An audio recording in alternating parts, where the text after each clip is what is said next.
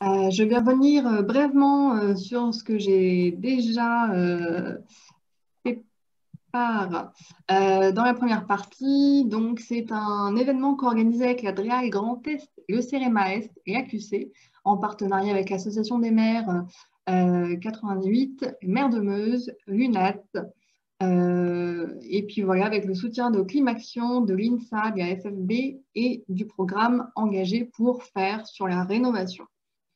Voilà, donc pour rappel, c'est enregistré. Alors donc,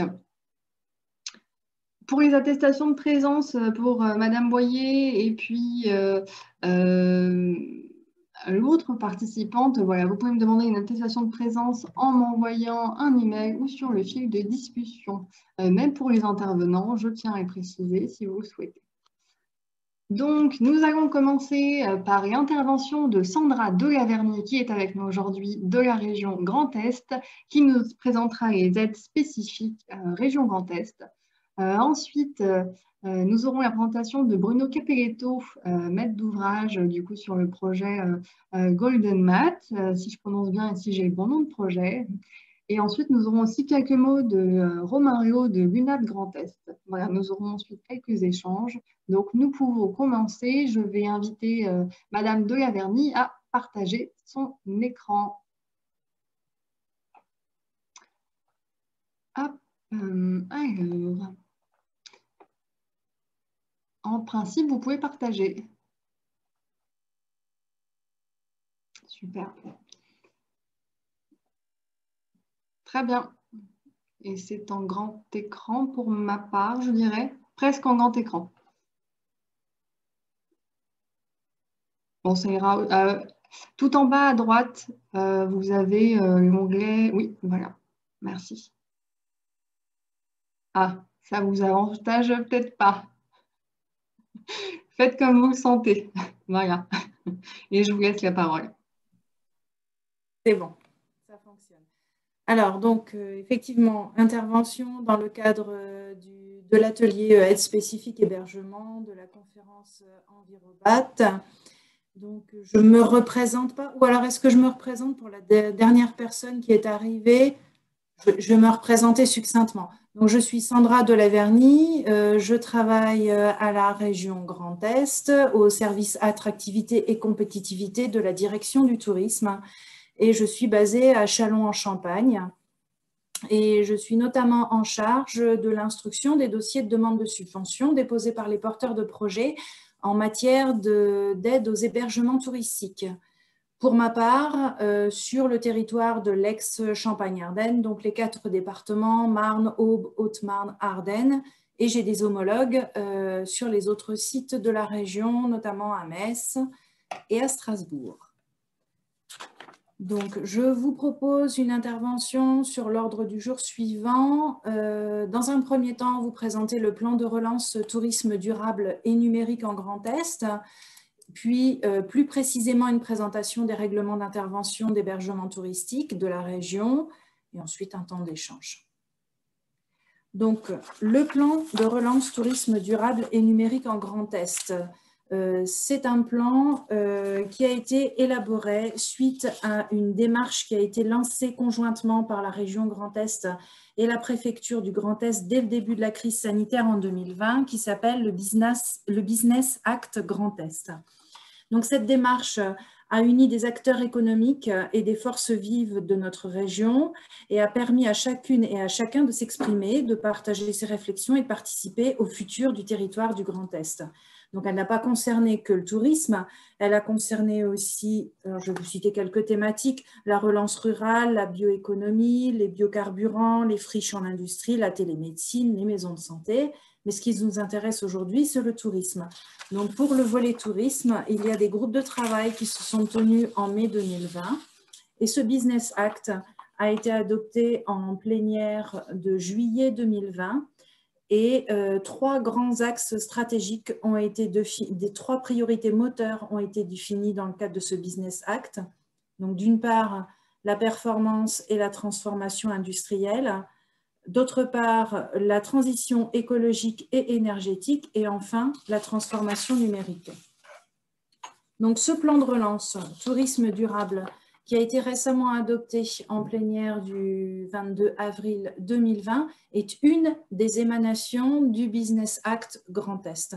Donc, je vais vous développer quelques points de ce plan de relance tourisme durable qui se déroule en 4 axes.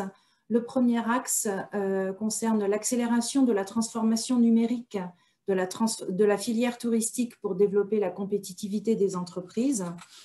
Donc, il se décline en 2 volets. Le premier concerne le déploiement de la commercialisation de l'offre Grand Est et l'exploitation de la donnée touristique. Donc, pour ce faire, est en cours d'élaboration une plateforme de commercialisation qui devrait voir le jour fin juin et dont les éléments de présentation sont accessibles sur le premier lien que vous avez sur la slide, https://prestataire.explore-grandest.com.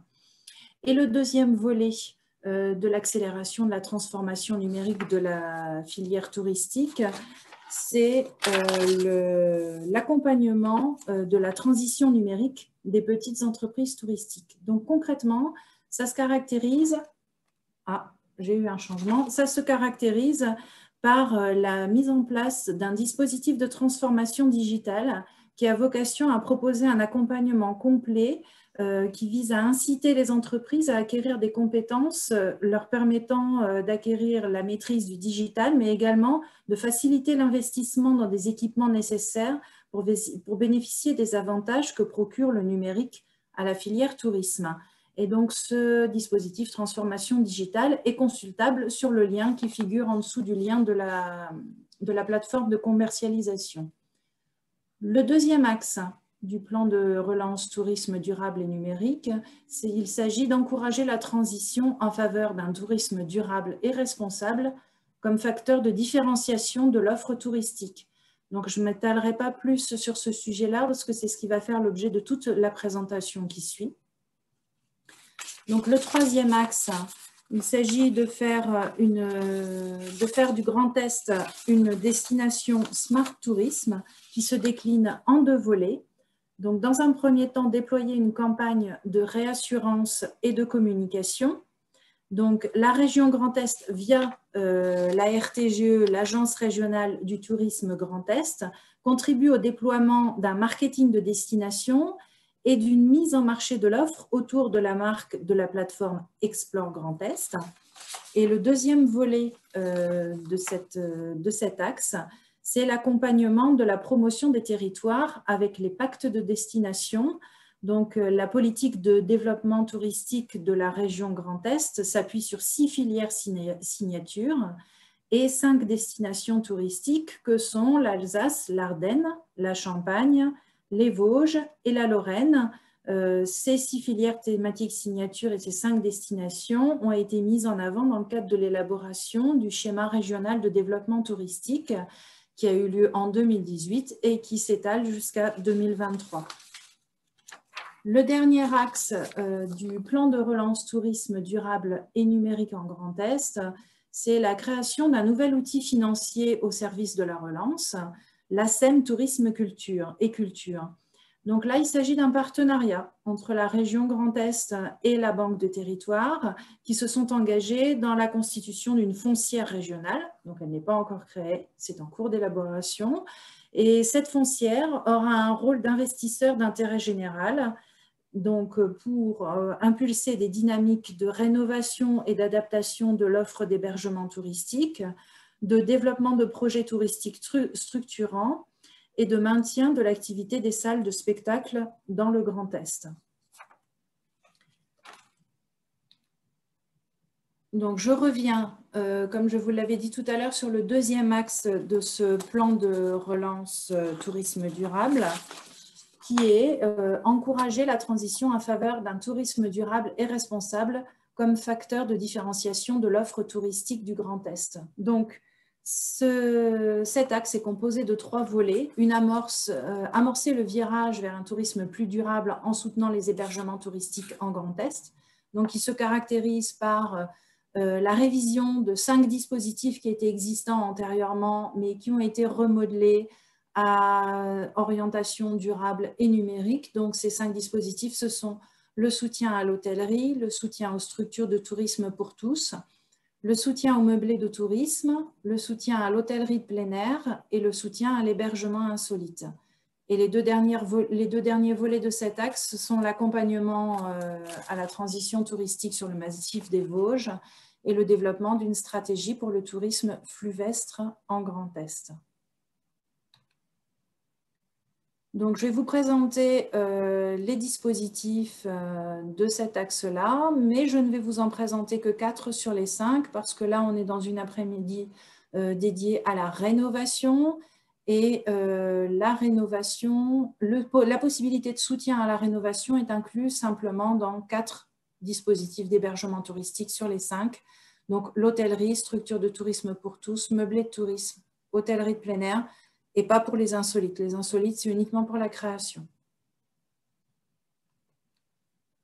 Donc, je vais commencer à vous présenter le soutien à l'hôtellerie. Les projets éligibles dans le cadre du soutien à l'hôtellerie sont les programmes de création, d'extension et de rénovation fondamentale et sont exclus les travaux simples de rénovation ou de rafraîchissement. Des accompagnements sont à disposition des porteurs de projets pour mettre en œuvre ce projet, en plus de la région Grand Est. Nous avons l'Agence régionale du tourisme Grand Est qui, par ailleurs, dans le cadre du dépôt des dossiers, réalise une analyse sur l'avis marketing, donne un avis marketing. Les chambres de commerce et d'industrie qui donnent leur avis notamment sur la faisabilité économique de l'opération. Et les chargés de mission transition énergétique, ce sont des agents de la région Grand Est, notamment en charge du programme Climaction, qui nous apportent une expertise technique sur les démarches d'efficacité énergétique des hébergements, des bâtiments. Donc, pour pouvoir solliciter la région dans le cadre de ce dispositif hôtellerie, le bénéficiaire doit s'engager à obtenir une labellisation ou une certification de qualité hôtelière après travaux, par exemple qualité tourisme, obtenir un classement minimum 3 étoiles après travaux et obtenir une labellisation environnementale après travaux, liste non exhaustive que peut être Clé Verte, Écolabel européen, Green Globe, Hôtel au naturel ou un affichage environnemental de classement niveau B minimum. Il doit également s'engager, s'il n'est pas déjà outillé, dans un parcours de digitalisation et de formation aux outils numériques qui lui permettent de présenter et de proposer son offre sur Internet, et également réaliser un audit énergétique sur le bâtiment objet de la demande et le mettre en œuvre dans son programme de travaux. Pour ce faire, est en ligne sur le site de la région un cahier des charges élaboré par nos collègues de Climaction, servant de base pour cet audit énergétique. Donc, les porteurs de projets doivent faire appel à des cabinets privés pour la réalisation de cet audit. Et ils doivent aussi, si des travaux de rénovation et d'installation de parking sont prévus dans leur programme d'investissement, implanter au moins une borne de rechargement pour véhicules à assistance électrique. Alors, il faut savoir qu'au niveau du programme Climaction, il existe un dispositif de soutien en faveur de l'installation de ces bornes pour pouvoir aider les porteurs de projets financièrement dans ce cadre. Donc, nous avons 3 niveaux d'intervention possibles. Comme je vous l'ai dit tout à l'heure, le niveau de classement minimum exigé après travaux, c'est 3 étoiles. Donc, pour les hôtels qui seront classés 3 étoiles minimum après travaux, enfin 3 étoiles après travaux, on a un taux maximum d'intervention de 20% des dépenses éligibles. Donc, les dépenses éligibles, ce sont les travaux réalisés par les entreprises et les honoraires d'architectes, avec une prise en charge régionale possible de 80% maximum du coût de l'audit énergétique et de 90% maximum de la procédure de démarche environnementale. Les minimums d'investissement éligibles pour un hôtel 3 étoiles en rénovation fondamentale et en extension sont de 62 500 € et pour une création de 125 000 €, avec un plafond de subvention maximum de 400 000 €. Pour les hôtels classés 4 étoiles après travaux, le taux maximum d'intervention est toujours de 20% des dépenses éligibles, avec 80% maximum du coût de prise en charge du coût de l'audit énergétique, 90% de la procédure de démarche environnementale. Et en ce qui concerne les minimums d'investissement éligibles, pour les rénovations fondamentales et les extensions, on est passé à 150 000 € et 300 000 € pour les créations, avec un plafond de subvention mobilisable maximum de 400 000 €. Et pour terminer, pour les hôtels classés 5 étoiles après travaux, donc on retrouve les 20% de dépenses éligibles, les mêmes modalités de soutien pour l'audit énergétique et la démarche environnementale, avec des plafonds, avec des minimums d'investissement éligibles qui sont supérieurs, de l'ordre de 250 000 € pour la rénovation fondamentale et l'extension, et 400 000 € pour la création, mais avec un plafond de soutien de subvention possible de 500 000 €. Donc, j'en ai terminé pour le dispositif de soutien à l'hôtellerie. Donc, le deuxième dispositif dont je souhaitais vous faire part, c'est le dispositif de soutien aux structures de tourisme pour tous. Donc, les structures de tourisme pour tous, ce sont les villages de vacances, les maisons familiales de vacances, les centres de vacances, les centres internationaux de séjour, les auberges de jeunesse, tous ces types d'établissements, mais qui auront une capacité minimum d'accueil de 60 lits après travaux. Donc, le programme d'investissement peut porter sur la création, la rénovation fondamentale ou l'extension. Par contre, sont exclus les centres appartenant à un comité d'entreprise. Donc, pour les engagements du bénéficiaire, il doit s'inscrire obligatoirement dans le cadre d'un réseau de tourisme associatif, de tourisme social et solidaire ou tout autre réseau lui permettant de structurer et de commercialiser son offre. Il doit également obtenir une labellisation environnementale après travaux de type clé verte, écolabel européen ou autre. Et on retrouve exactement les mêmes démarches que pour le dispositif hôtellerie, à savoir s'engager s'il n'est pas déjà outillé dans un parcours de digitalisation et de formation aux outils numériques, lui permettant de proposer, de présenter et de proposer son offre sur Internet. Donc ça, c'est ce qu'on retrouve, ils peuvent bénéficier d'une aide dans le cadre du dispositif de transformation digitale dont je vous ai parlé tout à l'heure. La réalisation d'un audit énergétique de l'hébergement faisant l'objet de la demande et le mettre en œuvre dans son programme de travaux, et l'implantation d'au moins une borne de rechargement pour véhicules à assistance électrique si des travaux de rénovation et installation de parking sont prévus dans son programme d'investissement. L'intervention régionale dans le cadre de ce dispositif est de l'ordre de 20% des dépenses éligibles, avec une prise en charge maximum de 80% du coût de l'audit énergétique et de 90% maximum de la procédure de démarche environnementale. Les minimums d'investissement éligibles pour ce dispositif sont de l'ordre de 50 000 € hors taxes pour les travaux qui sont réalisés par des entreprises, un plancher de subvention de 30 000 € et un plafond d'intervention maximum de 500 000 €. Je vais désormais vous parler du troisième dispositif qui comprend des possibilités de soutien de rénovation, le dispositif meublé tourisme. Donc, dans le cadre du meublé tourisme, les investissements éligibles sont les investissements de création, de rénovation fondamentale et d'extension d'équipements, uniquement pour les hébergements qui sont situés dans des communes de 10 000 habitants maximum. Et sont exclus les travaux qui portent uniquement sur des aménagements ou espaces extérieurs au logement. C'est-à-dire que si, par exemple, un meublé de tourisme existant souhaite diversifier son offre et créer une piscine, par exemple, dans son terrain, et uniquement une piscine sans travaux sur l'hébergement, ce n'est pas pris en compte. Mais cependant, si cette création de piscine est inclue dans un projet global avec la création de l'hébergement, ils pourront être éligibles s'ils sont accompagnés de travaux portant sur le logement lui-même. Donc, les engagements du bénéficiaire sont un peu plus nombreux sur le dispositif meublé de tourisme. Il faut qu'il s'engage à maintenir son activité pendant 5 ans auprès du label Gîtes de France Clés Vacances ou d'autres labels nationaux qu'il aura choisis, qui propose une activité touristique pérenne à proximité de son hébergement, qu'il réalise au moins une formation accueil tourisme et il doit également adhérer obligatoirement à l'office de tourisme de son secteur géographique.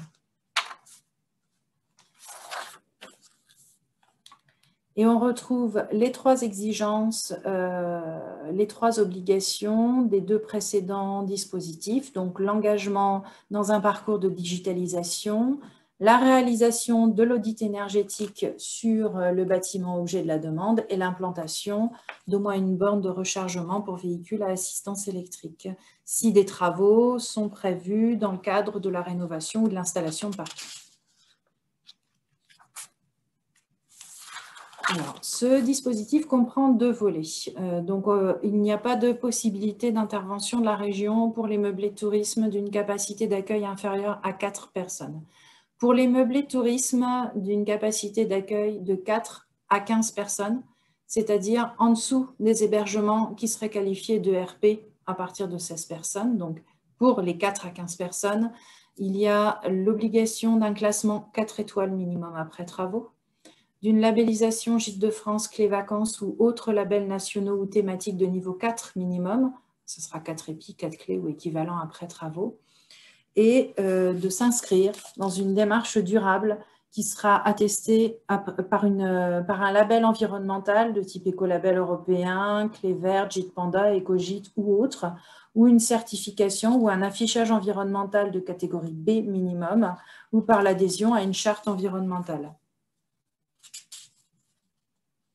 Et pour les meublés de tourisme d'une capacité supérieure à 15 personnes, c'est-à-dire une capacité minimale de 16 personnes, il est demandé une labellisation Gîtes de France, Clés Vacances ou autres labels nationaux ou thématiques de niveau 3 minimum, 3 épis, 3 clés ou équivalent après travaux, et les mêmes modalités pour la démarche durable attestée par un label environnemental, une certification, un affichage environnemental ou l'adhésion à une charte environnementale.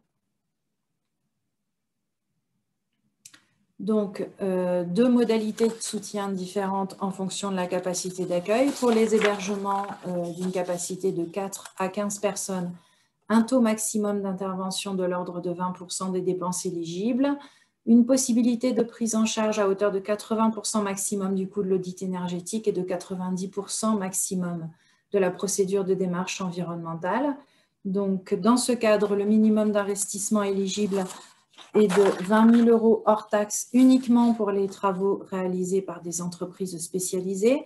J'ai omis de vous dire dès le départ que si des travaux sont effectués par le porteur de projet lui-même, par l'achat de matériaux dans des magasins spécialisés, dans des magasins type Brico Dépôt, Leroy Merlin et compagnie, et qu'il les met en œuvre lui-même, ça n'est pas éligible. Il faut obligatoirement que ce soit l'intervention d'entreprise. Et dans ce cadre-là, les plafonds de subvention sont de 80 000 €, donc prise en charge régionale, sont de l'ordre de 80 000 €. Pour les meublés de tourisme d'une capacité d'accueil de 16 personnes minimum, les modalités sont les mêmes pour les dépenses éligibles 20%, 80% de l'audit énergétique, 90% de la démarche environnementale, avec un minimum d'investissement éligible de 30 000 € hors taxe pour les travaux réalisés par des entreprises et un plafond de subvention de 150 000 €. Et donc, j'en arrive au dernier dispositif de soutien aux hébergements touristiques qui comprend de la rénovation, du soutien à la rénovation. C'est le soutien à l'hôtellerie de plein air. Donc, les projets éligibles sont la création de camping, l'extension ou la rénovation et modernisation de camping. Et parallèlement à ces éligibilités de projets, on a la possibilité de prendre en considération en complément l'implantation d'habitations légères de loisirs et l'implantation d'hébergements insolites, mais uniquement les structures pérennes. Donc, sont exclus de ce dispositif les résidences mobiles de loisirs type mobil-home et les hébergements insolites, structures non pérennes, de type yourte, tipi en toile, ou alors les bulles démontables. ce type d'hébergement. Donc, les engagements du bénéficiaire, c'est un classement minimum 3 étoiles dans le volet tourisme après travaux, l'obtention d'un label qualité de type qualité camping ou qualité tourisme ou autre après travaux et l'obtention d'un label environnemental de type écolabel européen, clé verte, Green Globe 21 ou autre après travaux. Et il faut aussi qu'il s'engage, donc là on retrouve les deux engagements, on n'a pas imposé d'audit énergétique pour les campings, mais on retrouve l'engagement obligatoire dans un parcours de digitalisation et l'implantation, si travaux de rénovation et d'installation de parking, l'implantation d'au moins une borne de rechargement pour véhicules à assistance électrique. Donc, deux possibilités d'intervention dans le cadre de ce dispositif.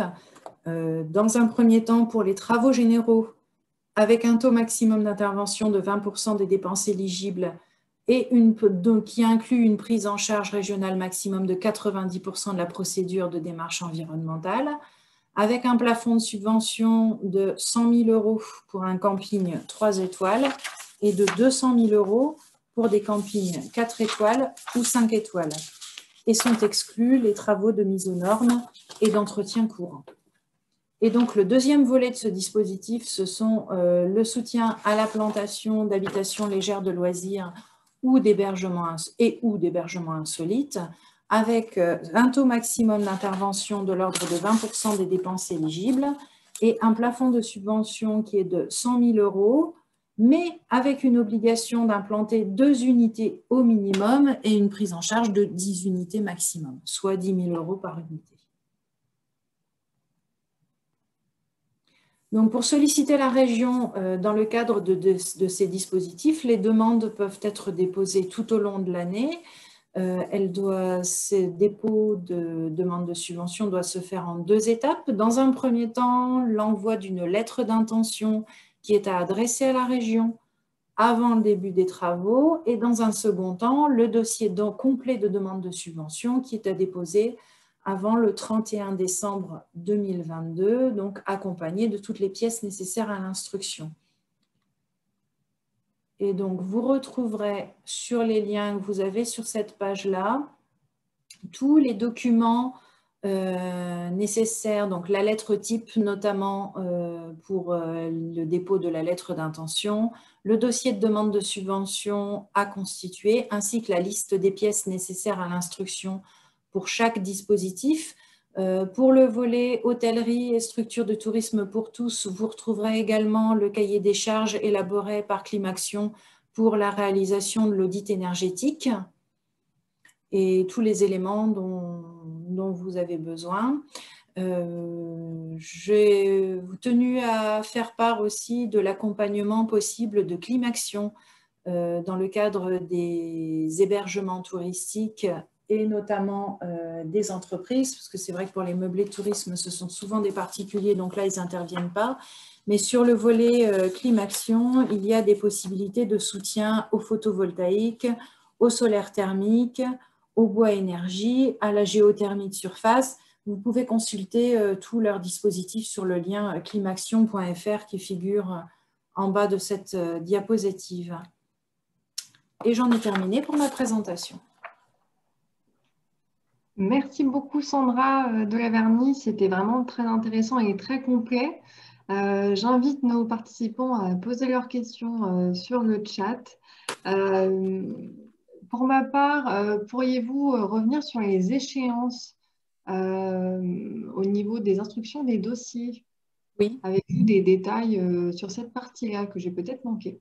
Les échéances, c'est-à-dire? Oui, pour l'instruction des dossiers. Quand est-ce qu'un dossier serait susceptible d'être présenté en commission au niveau des élus dès lors qu'il a été déposé? Oui. C'est ça? Oui, oui. Et jusqu'à quand? Les délais sont vraiment variables. C'est-à-dire que, dans un premier temps, comme je vous disais, il y a la lettre d'intention. Excusez-moi, pouvez-vous vous rapprocher un petit peu du micro? Merci. Est-ce que ça va mieux comme ça? Très bien. Donc, dans un premier temps, il y a la lettre d'intention qui doit être adressée avant le début des travaux. Et ensuite, il y a la constitution du dossier de demande de subvention. Donc, je n'ai pas donné de détails sur ce dossier de demande de subvention, mais toute la liste des pièces à joindre dans le cadre de ce dossier, ça va de la structuration juridique de l'entreprise, les statuts, les comptes des 3 dernières années. Donc ça, en général, il n'y a pas de problème pour le transmettre.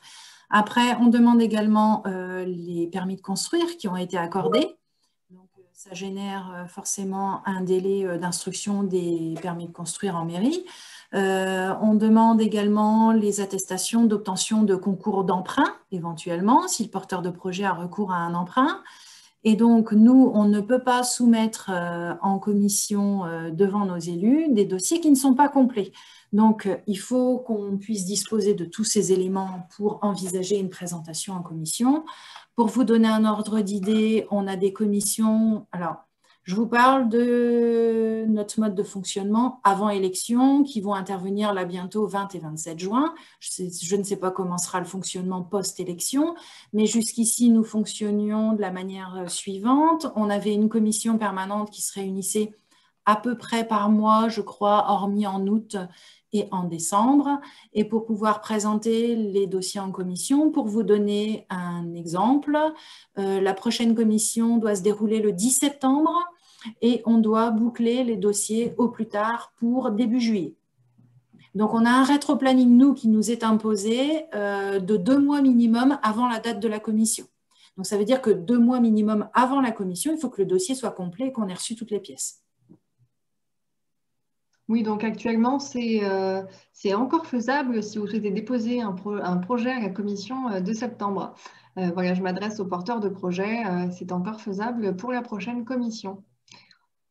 Voilà. Nous avons une question sur le nombre de porteurs de projets. Qu'en est-il? Y a-t-il beaucoup de projets? Non, alors c'est très variable en fonction des ex-territoires, et puis en fonction des dispositifs. D'une manière générale, les hôtels, ça représente à peu près 20 à 25 dossiers par an, sur tout le territoire Grand Est. Surtout, pardon, surtout quoi? Sur tout le territoire de la région Grand Est. D'accord. Les meublés de tourisme, c'est à peu près le même ordre d'idées, et les hôtelleries de plein air, donc les campings et les structures de tourisme pour tous, c'est beaucoup moins. On a un petit peu de mal à vous entendre, Madame de la Vernie. Rapproche encore, vous allez me voir en gros plan, je vais hurler. Merci. Je suis désolée, je dois avoir un problème de micro ou je ne sais pas. Bon. Là, c'est bon. D'accord. Donc, les structures de tourisme pour tous, je crois que l'année dernière, ça a dû représenter 5 ou 6 dossiers maximum et un petit peu plus, une dizaine de dossiers pour les hôtelleries de plein air. Ok. Et au niveau du budget, vous attendez combien de projets cette année? Alors, le budget, si vous voulez… Si on peut faire une corrélation.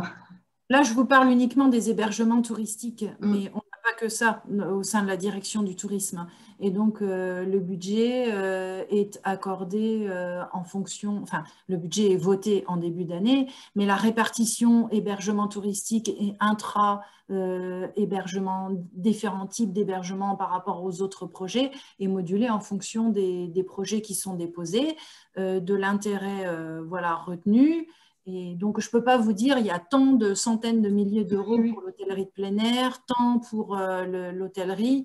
Enfin, je veux dire, ce n'est pas une science exacte, ça dépend des nombres de projets. Et ça fonctionne à la valeur qualitative d'un projet. Tout à fait, les projets sont analysés. Je vous remercie. Dans la mesure où il n'y a pas encore de questions, on va continuer avec notre second intervenant, Bruno Capelletto, qui va nous présenter un projet qui est la rénovation d'un hébergement collectif de vacances à Goldbach-Altenbach. Désolée pour la prononciation. Il le prononcera certainement mieux que moi. Voilà, donc je vous laisse la parole, Bruno. Et puis pour les autres questions, je vous invite toujours à les poser sur le fil de discussion et nous verrons ça à la fin. Vous pouvez partager votre écran. Je m'excuse de couper et d'intervenir. Je dois vous laisser à 17h, moi, comme je l'avais précisé initialement. D'accord. Dans ce Donc, c'est cas-là, dans 10 minutes. Bruno, si ça vous va, on va intervertir. Voilà, Romain, je vous propose d'intervenir maintenant pour vos quelques mots. Voilà. Voilà. Je vous propose Désolé, hein, jusqu'à Bruno, c'est 17 h. vraiment. Je suis Vous faites trésorier d'une bien asso. de le repréciser puisqu'on a eu du retard sur le timing Voilà. initial. Allez-y. Alors, mon intervention va faire suite à celle de Sandra, hein, pour poursuivre les questions des dispositifs de financement au tourisme plus largement. Alors, avec une entrée un peu plus de tourisme social, mais qui a été ouverte à d'autres secteurs. On organise un webinaire, nous aussi, demain, à l'après-midi de notre Assemblée générale, où sera présenté, entre autres, les fonds tourisme durable de l'ADEME, hein, donc dans le cadre de France Relance, hein, dont il y a eu une petite mention tout à l'heure, justement, où donc il y a deux fonds principaux, donc le fonds tourisme durable et le fonds tremplin, et tout le dispositif d'accompagnement qu'il y a derrière. On est bien sur à la fois de l'amélioration du confort d'été, l'amélioration des pratiques internes en gestion d'énergie et en sourcing des produits proposés dans les hébergements touristiques, et du confort sur l'organisation aussi de l'accueil d'énergie renouvelable sur les structures. Voilà. Donc, tous ces fonds-là seront présentés demain après-midi par Anne-Christine de l'ADEME. Hein, donc, n'hésitez, enfin, je remettrai le lien du webinaire dans le chat. Hein, voilà. Oui, N'hésitez oui, pas à y notez-le. venir, ils seront présentés. Donc, il y aura une présentation de trois dispositifs qui viennent d'être présentés par Sandra, donc spécifiques au tourisme social, hein, donc le tourisme pour tous, l'hôtellerie de plein air et l'insolite. Et en fin d'après-midi, enfin, en fin de webinaire, il dure 2 heures, un webinaire. En fin de webinaire, on aura la Lorraine Active, enfin France Active Lorraine, mais qui intervient pour tout le réseau France Active, qui proposera les deux fonds d'investissement principaux, enfin d'accompagnement à l'investissement qui portent, donc le fonds d'amorçage associatif, le PIA et un dispositif spécifique qui vient de sortir pour les adhérents INAT. Donc il est un peu moins large là, mais par contre, les deux premiers peuvent concerner tout le champ du tourisme, au-delà du tourisme social. Voilà. Je clôture. Voilà. Merci Romain et Léo. Je vous invite du coup à mettre le lien webinaire dans la discussion. Voilà, que je remettrai par la suite. Oui, ça pourra faire une suite logique à cette journée d'aujourd'hui, avec d'autres détails sur d'autres aides spécifiques. Je vous remercie de vous être présenté aussi et à l'UNAC d'être venu. Et puis voilà, je vais inviter donc Monsieur Capelletto à intervenir. Merci pour votre intervention, Monsieur Lo. Et merci, oui, c'est bon, j'ai le lien Zoom, je vais pouvoir le diffuser. Merci beaucoup. À vous, Monsieur Capelletto.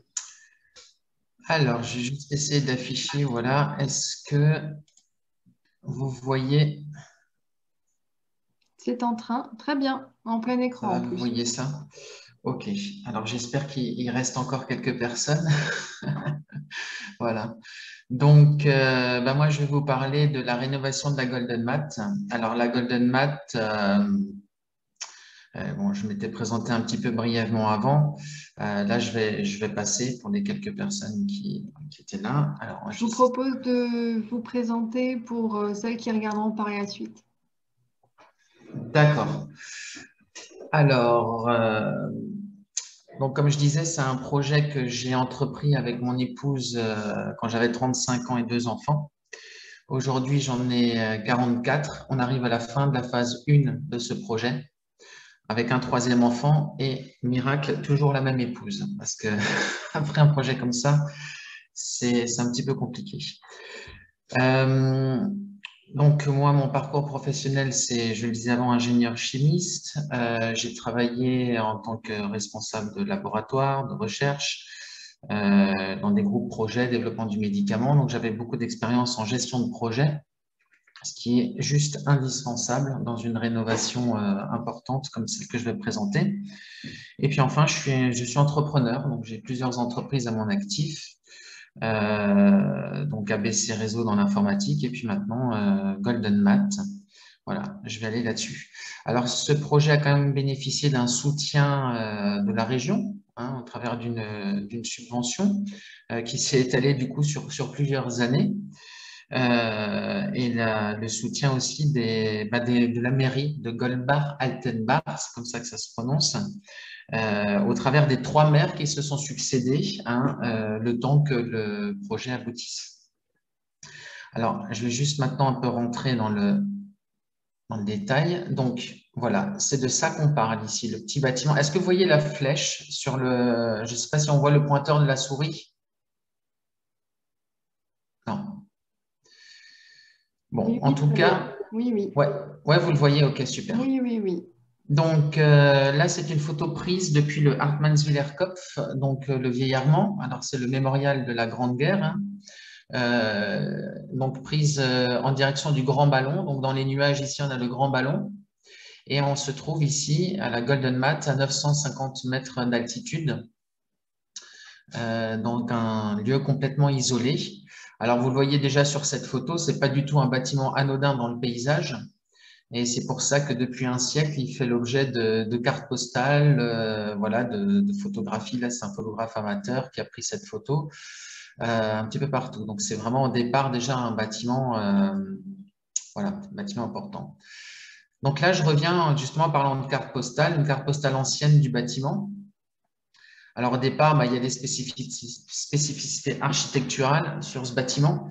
On s'attend dans cet endroit à avoir plutôt des fermes-auberges, donc des bâtiments plutôt bas, construction, enfin voilà, un peu classique, ferme-auberge. Ici, on va avoir des chiens assis, vraiment très imposants sur la toiture. On va avoir, ici, c'est une ancienne chapelle, parce que ça, c'était une rénovation d'une communauté de jésuites. On a sur le bord des encadrements de fenêtres ici. Alors là, c'est pareil, c'est des encadrements réalisés en béton. C'était tout un savoir-faire des frères de cette époque-là. On a des encadrements de fenêtres ici en granit très, très, très imposants. Là, la fenêtre fait 2,50 m, hein, 3 mètres de large. On a des jambages là sous les balcons. Enfin, voilà, il y a beaucoup de choses. Ici, par exemple, on a un talus très, très imposant. Alors ça, c'est bon, c'est une petite anecdote, on pourra en parler tout à l'heure, mais voilà, ça c'est un… alors on a un talus de 3 mètres, hein, avec un ancien mur à cet endroit-là qui soutient toute cette partie-là. Alors, pardon, ça c'est une photo un petit peu plus récente, donc prise de l'arrière, cette fois-ci du bâtiment. On voit bien la vue dégagée, cette fois-ci de l'autre côté. Vous imaginez le paysage ici. Je vous invite à venir voir le prochain site internet qui va arriver. On aura vraiment les vues de tout le bâtiment. Je vais voir. Alors, bien sûr, ici, on est dans un contexte naturel privilégié. On est dans le ballon du massif des Vosges, dans les ballons. On est sur un bâtiment qui fait plus de 1000 mètres carrés. Hein, c'est pas, voilà, c'est pas un petit bâtiment non plus. Et donc, c'est quelque chose d'exceptionnel, hein. Je rappelle qu'à cet endroit-là, on ne peut absolument rien construire. C'est un domaine naturel protégé, surprotégé, enfin, dans tous les sens. On ne peut pas construire, enfin, on ne peut rien construire du tout. Et là, on se trouve avec un bâtiment qui est ici en place depuis près d'un siècle. Voilà. Alors, un petit flashback en 2015. Donc, 2015, c'est quand avec mon épouse, nous avons visité ce bâtiment pour la première fois. Donc ça, alors ces 2 photos, j'aurais pu en mettre 50, hein, sur les 1000 mètres carrés, tout était comme ça. C'est pas juste le pire, tout était comme ça, tout. Pas de chauffage, pas d'électricité, pas d'eau courante, toiture ouverte, pleuvait à l'intérieur, etc. Donc des bâtiments comme ça, aujourd'hui, j'ai déjà même entendu parler de certains élus de dire ces bâtiments, on ne peut rien faire, il faut les raser. Voilà, il n'y a plus rien à faire. Ok, nous, on a décidé d'en faire quelque chose, donc de faire une réhabilitation en 3 étapes. Et comme dit, là, on est à l'étape numéro 1, toujours, qui va s'achever dans à peu près 1 mois maintenant. La première chose à faire, ça a été de vider le bâtiment. Alors, sur les 1000 mètres carrés, le premier choix était d'en aménager 350 à l'intérieur.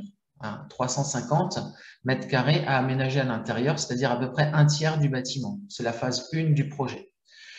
Alors, on a commencé par tout vider, absolument tout. Donc là, vous voyez sur les 3 premières photos, on a le rez-de-chaussée sur la première ici, le premier étage, le 2e étage. Tout a été vidé. L'un des avantages vraiment dans ces bâtiments anciens, c'est que tout ce qu'on vide, c'est pas polluant. Ici, on avait de la brique, on avait de la pierre, on avait du bois. tous ces matériaux ont pu être réutilisés. Vous prenez par exemple la 4e photo, on voit la terrasse.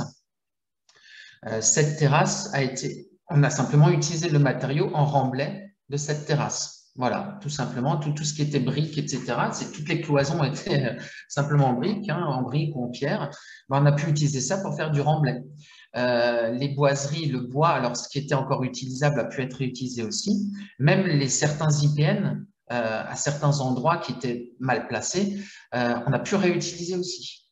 Voilà, donc il y a eu très peu de déchets. Je crois qu'au jour d'aujourd'hui, sur ce chantier, alors sur les 1000 mètres carrés, donc il y a un tiers qu'on a fait, mais le reste, on a quand même débarrassé déjà. On est à même pas 10 big bags de déchets. Ce qui est vraiment une prouesse quand même là, parce qu'il y a eu quand même plusieurs bennes de déchets qui ont simplement pu être réutilisés, enfin de déchets, on ne peut même pas appeler ça vraiment des déchets puisqu'on a pu le réutiliser sur place. Voilà. Et d'ailleurs, c'était une contrainte énorme parce que là, 950 mètres d'altitude, faire monter des camions avec des bennes pour, par exemple, emmener les déchets ailleurs, ça coûte une fortune. Je ne parle même pas du traitement des déchets, je parle simplement du transport par camion. C'est juste énorme. Donc là, en termes de budget, le fait d'intégrer, de réutiliser ces matériaux ou de les laisser sur place d'une certaine manière, ça permet de faire des économies immenses. Là, ça se chiffre en plusieurs dizaines de milliers d'euros, si pas centaines de milliers d'euros sur un simple bâtiment comme ça.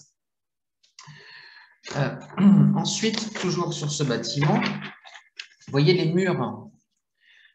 Les murs font entre 50 et 70 cm. Ça veut dire qu'on a un bâtiment qui fonctionne à l'inertie. Toute la partie thermique va être extrêmement inertielle. C'est-à-dire, cette façade plein sud va capter la chaleur du soleil la journée, et puis, d'une certaine manière, va la restituer la nuit. Alors, le premier choix de l'isolation, par exemple, pour la toiture, ça a été de prendre des matériaux qui qui non seulement font de l'isolation, parce qu'il fallait quand même qu'on isole ce bâtiment, mais qui gardent un peu cette inertie aussi. Voilà, donc ça, c'est comme ça qu'on a été guidé sur les choix des matériaux. Et alors là, donc l'isolation des rampants, alors là, j'ai l'isolation des rampants, c'est simplement, entre guillemets, de la laine de bois qui a été utilisée pour ces rampants, donc 28 cm de laine de bois, avec évidemment le schéma de montage. Alors ça a été comment dirais-je, élaboré par notre fournisseur de matériaux. Alors, je glisse un petit peu la pub, le DJ Matériaux dans le 67, parce que là, c'est quelqu'un qui nous a vraiment accompagnés sur ce qu'il fallait faire et pas faire. Alors là, on va le voir. Donc, ça, c'est la première étape. Voilà, je choisis le matériau, je veux un matériau inertiel comme mon mur et je décide de le faire à peu près comme ça. Mais après, on va passer dans l'étape de calcul où là, on va avoir le fameux R. Donc là, on tombe sur un R de 7, résistance thermique. Alors, c'est très bien, j'ai ce 7, super. Je suis dans la classification qu'il faut. Je suis dans les normes RT, je suis dans les certificats d'économie d'énergie, je suis tout ce qu'il faut pour les subventions, etc. Mais c'est juste R. Et en fait, ce R, j'aurais pu l'obtenir avec n'importe quel matériau, y compris des matériaux pas bons, vraiment pas bons du tout, pas inertiels. J'aurais pu l'obtenir avec la laine de roche, la laine de verre, sans problème. Voilà. Sauf que, en fait, dans l'isolation, il n'y a vraiment pas que le R. Et ça, c'est important aujourd'hui. Tout se focalise sur ce R. Et je vais en parler après des difficultés qu'on va avoir. Alors, notamment, qu'est-ce qu'il y a… Ah mince, attendez, j'ai sauté une slide. Donc, la résistance thermique. Voilà. On a en particulier ça, l'humidité dans l'air, donc le fameux point de rosée. Alors là, qu'est-ce qu'on voit sur ce graphique? Si vous voyez toujours ma chose, donc l'humidité relative. Ici, donc là, on part de l'intérieur vers l'extérieur, donc l'eau qui va migrer dans la paroi, dans toute la composition de la paroi, et il ne faut jamais dépasser cette limite de saturation qui est en bleu. Donc ça, c'est un calcul qui nous a donné ça sur cette paroi, parce que si jamais on dépasse cette limite bleue, on a de l'eau qui se condense dans l'isolant. Alors ça, c'est un savoir ancestral, je dois le dire, c'est vraiment un savoir ancestral que manifestement est complètement perdu aujourd'hui. Pourquoi? Parce que autant sur les rampants, ça a été assez facile d'avoir un isolant comme ça, autant sur les murs extérieurs, sur les murs, on a 3 bureaux d'études qui se sont penchés sur cette question de l'isolation des murs. Ils sont passés à côté de ce point-là. Hein? Et pour la petite anecdote, c'est un paysan qui se promenait à cet endroit-là, qui m'a apostrophé au moment où on entreprenait ces travaux et qui me dit « Mais monsieur Capelletto, comment est-ce que vous comptez isoler ces murs ?» Parce qu'il faut faire très attention avec ces murs-là, vous allez avoir de la condensation dans les murs, etc. etc. Je dis « Mais de quoi il me parle ce type ?» J'ai 3 bureaux d'études qui ont penché sur ce problème, qui m'ont sorti des compositions. Alors, ce n'était pas des J-matériaux, c'était d'autres. Bon, et il s'est avéré qu'après vérification, les solutions qui avaient été retenues pour les murs, il n'y en a aucune qui fonctionnait. Aucune. C'était même pire que ça, c'était qu'ensuite, quand on a repris les calculs vraiment en tenant compte de cette humidité de l'air, il n'y avait tout simplement aucun isolant compatible avec ce bâtiment. Alors, quand un truc comme ça vous arrive, je vais juste essayer d'être sur la salle suivante. OK. Donc, quand un truc comme ça vous arrive sur un chantier pareil, c'est un peu la catastrophe parce que là, c'est le chantier qui s'arrête et il s'est arrêté de fait pendant 1 an pour trouver une solution technique à comment on va isoler ces murs. Alors, évidemment, il y avait quand même une possibilité, c'était l'isolation extérieure. Hein, ça, c'est un peu le passe-partout, isolation extérieure des murs. Sauf que toutes les spécificités architecturales que j'ai montrées au début et qui fait tout l'intérêt d'ailleurs de la rénovation du bâtiment, ben, en faisant une isolation extérieure, c'est terminé, il ne restait plus rien. Voilà, donc vraiment aucun intérêt. Enfin, aucun intérêt. Si, on aurait pu le faire, mais bon, on a décidé de faire autrement. Et donc, on a attendu et on a fini par trouver comment faire pour isoler ces murs, sachant que les bureaux d'études n'avaient pas de solution dans leur logiciel avec les matériaux courants, etc.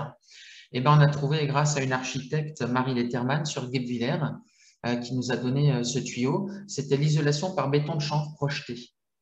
Alors, l'isolation par béton de chanvre projeté, alors, ça s'apparente, si vous voulez, à du torchis alsacien, quoi. En fait, on mélange de la chaux, du chanvre, et on met ça sur les murs, quoi, voilà.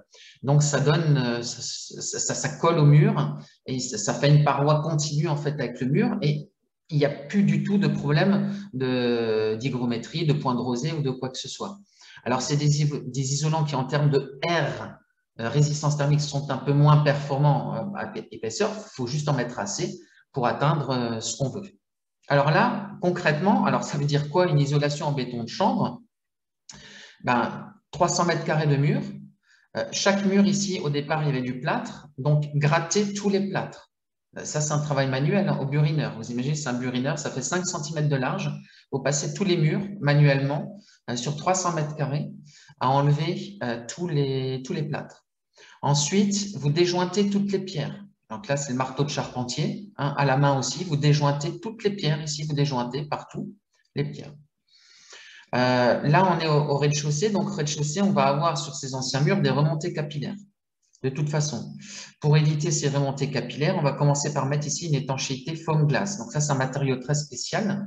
C'est du verre expansé qu'on va mettre à la périphérie avant de venir mettre l'isolation béton de chambre.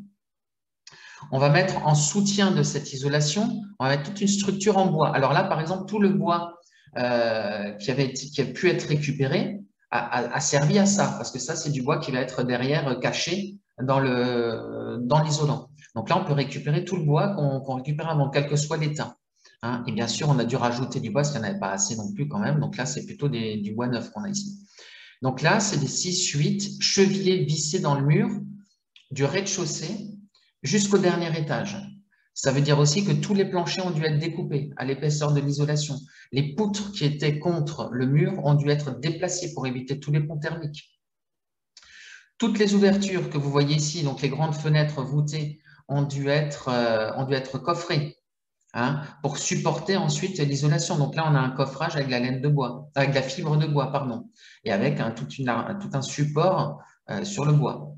Là, il faut bien comprendre que cette fenêtre, donc ça, c'est l'autre côté, là, on avait les grosses pierres en granit. Le granit a dû être disqué au laser manuellement ici, sur toute la surface.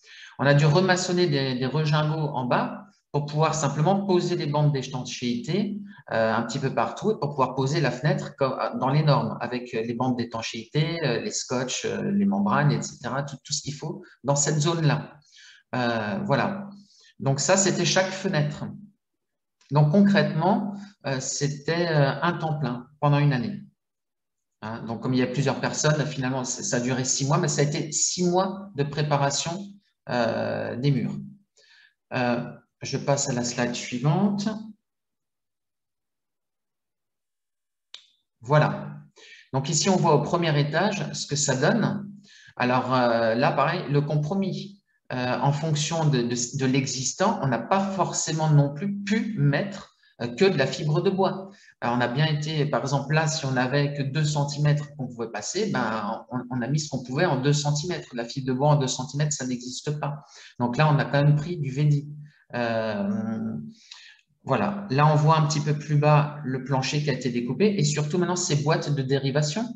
Donc là, bien sûr, toute la partie électrique, donc électrique, informatique, sécurité incendie, va passer dans l'isolation. Et là, on est sur des boîtiers télescopiques. Donc ce qu'il faut bien comprendre sur cette image, vous voyez ici le coffrage des fenêtres, les boîtiers électriques, un petit peu partout, même les supports qui ont été mis, tout a été aligné au laser. Hein, en préparation de cette projection de béton de chambre. Voilà. Je passe à la suivante. Et là, vous avez la projection de béton de chambre. Donc, évidemment, la projection, je veux dire, c'est quand même une rénovation lourde. Hein. Là, on est dans du lourd. Là, il y a entre 25 et 50 cm de matériaux qui ont été rajoutés sur les murs. Ça représente 72 mètres cubes de matériaux projetés en 3 jours sur les murs. Voilà. 6 mois de séchage. Alors, 6 mois de séchage, le mur n'était toujours pas sec, hein, mais 6 mois de séchage pour pouvoir passer à la partie suivante, qui était l'enduit de redressement. 6 mois de séchage, enduit de finition. Donc, ces murs, c'est 1 an et demi de travail. Voilà. Alors, bon, là, j'ai pris l'exemple donc de la toiture, des murs. Maintenant, qualité des matériaux. Alors, en fait, je vais juste reprendre un petit peu mes notes aussi pour pouvoir pas oublier. Ici, on a utilisé des matériaux, donc laine de bois, béton de chanvre projeté pour l'isolation. Qu'est-ce que ça nous apporte au-delà du fameux R que va nous apporter n'importe quel isolant? Alors, la laine de bois, béton de chanvre projeté, bon, ce sont quand même des matériaux à très faible impact écologique. Le béton de chanvre projeté, ben, c'est de la chaux qui venait du 67, c'était du chanvre qui venait de Champagne, si je me souviens bien. Donc, en fait, c'est des matériaux qui sont produits à côté et qui sont, voilà, qui sont naturels. Il n'y a pas de problème d'émission de carbone à la production et des choses comme ça. Mais surtout, d'un point de vue qualitatif, ça nous apporte aussi une inertie. Une inertie, et cette inertie va nous apporter aussi des propriétés phoniques intéressantes. On va avoir à la fois l'isolation thermique, l'isolation phonique dans le bâtiment, le confort en été. Voilà. À partir du moment où on avait ce béton de chanvre projeté, pour vous donner une idée, le bâtiment n'étant pas chauffé, en fait, en hiver, vous aviez le coucher de soleil aux alentours de 5-6 heures. On ressentait dans le bâtiment le lendemain à midi une baisse de température. Voilà, ça vous donne une idée un petit peu. C'est-à-dire qu'entre le soir, vers 6h, 6h, 7h, où les températures vraiment chutaient, le temps que ça atteigne le bâtiment, c'était le lendemain à midi. Et évidemment, avec un bâtiment chauffé, on ne le ressent plus du tout. On a utilisé, pour tout ce qui était cloison, on a utilisé du Fermacell et de la laine métisse. Alors, le Fermacell, c'est un matériau juste exceptionnel. C'est en gros du placo amélioré. Mais quand je dis amélioré, ce n'est pas qu'un peu amélioré quand même. C'est un matériau où on va pouvoir planter des clous, on va pouvoir mettre des vis. On a des propriétés phoniques extrêmement intéressantes. Là aussi, il y a de l'inertie. La laine métisse, alors là, la laine métisse, c'est une filière de recyclage française, hein, le relais métisse, on trouve ça dans toutes les déchetteries. Ils fabriquent ces panneaux qui sont vraiment chouettes à manipuler. avec les anciens jeans, les anciens t-shirts, les anciennes choses. Ça apporte là aussi des propriétés en isolation phonique juste exceptionnelles. Si on compare ça à de la laine de verre ou autre chose, enfin, je veux dire, ça n'a rien à voir. Et enfin, on a pour la déco, hein, les enduits à la chaux, les peintures école biologique. Alors ça va aussi, enfin les enduits à la chaux, ça va apporter vraiment un cachet. Et les peintures école biologique, je vais en revenir. En fait, en utilisant ces matériaux, on va avoir 3 types de confort. Hein, moi, je vais dire, enfin, c'est mes mots à moi. Moi, je suis pas spécialiste de toutes ces choses-là, mais c'est ce qu'on ressent à la fin. On va avoir un confort thermique. Bon, ça, simplement, le bâtiment est isolé, on a un confort thermique. Mais le fait d'avoir cette inertie va vraiment apporter des conforts en été qui sont vraiment, vraiment très bons. Par exemple, à cet endroit-là, il y a des tempêtes épouvantables. Quand on est dans le bâtiment, même au dernier étage, on n'entend rien. On n'entend rien. Faire de la méditation ou des choses comme ça. On a le confort acoustique en utilisant ces matériaux. C'est-à-dire que dans la pièce, vous n'allez pas avoir de résonance, vous n'allez pas avoir de choses comme ça. Au-delà même de l'isolation de pièce à pièce, mais même dans une pièce, quand quelqu'un parle, voilà, c'est pas bruyant, c'est vraiment très confortable. Et surtout, on va avoir quelque chose qui aujourd'hui, je dirais, n'est absolument pas quantifiable. C'est qualitatif, mais ça n'est pas quantifiable. Ça va être le ressenti. Quand vous avez utilisé ces matériaux-là et que vous retrouvez dans le bâtiment, eh ben, vous vous sentez bien. Alors ça, c'est quelque chose que chacun a pu faire l'expérience, première acquisition immobilière, etc. On rentre dans une maison, on se sent bien. Ben, qu'est-ce qui fait qu'on se sent bien? Alors aujourd'hui, on commence à toucher un petit peu du doigt. On mesure la qualité de l'air, on mesure justement ce son et ces choses comme ça. Mais en fait, il n'y a pas vraiment de moyen de le mesurer. Moi, simplement, ce que je peux dire avec mon témoignage et ce qu'on a fait là-bas, c'est qu'en mettant des matériaux de qualité, eh bien, ce ressenti, qui n'est absolument pas quantifiable, ben, il est réel. Il est réel quand on rentre dedans. Voilà. Alors maintenant, donc ça, c'est ce qu'on a utilisé. Évidemment, j'ai envie de dire qu'on n'a que du positif sur le résultat final. Sauf que, et là, c'est ma petite slide suivante, c'est les contraintes. Alors, à titre de comparaison, j'ai aussi fait, dans cette période de 8 ans, j'ai fait une construction neuve, ça a été plié en 2 ans. Voilà, sans expérience, facile, tout le monde sait faire. Donc, mais des matériaux de qualité, en France, c'est spécifique à chez nous, ça se fait très peu. Alors, les coûts, donc là, c'est le premier point que j'ai mis, les coûts, il ne faut pas se leurrer, exploser. Hein. Exploser, c'est pas, voilà, sur le budget initial, il a été quasiment triplé. Voilà. Donc, évidemment, si c'était à refaire, voilà. Mais avec l'expérience de neuf, même de rénovation, etc., on s'est retrouvé sur quasiment le triple de ce qui avait été prévu au départ. Donc ça, c'est vraiment quelque chose, il faut… voilà, là, je peux apporter beaucoup d'expérience, il y a des porteurs de projets sur ça. Deuxième, permis de construire. Alors, le temps, le facteur temps, il faut comprendre aussi que quand on fait une rénovation, on sait à peu près l'état d'où on part, on sait à peu près l'état où on arrive, mais par rapport au neuf, où on connaît toutes les étapes qui y a entre-temps, là, on ne les connaît pas les étapes, parce que là, on a des surprises. Là, je parlais de cette isolation des murs, ça, c'était la surprise. Enfin, on a eu beaucoup de surprises de ce style-là. Hein.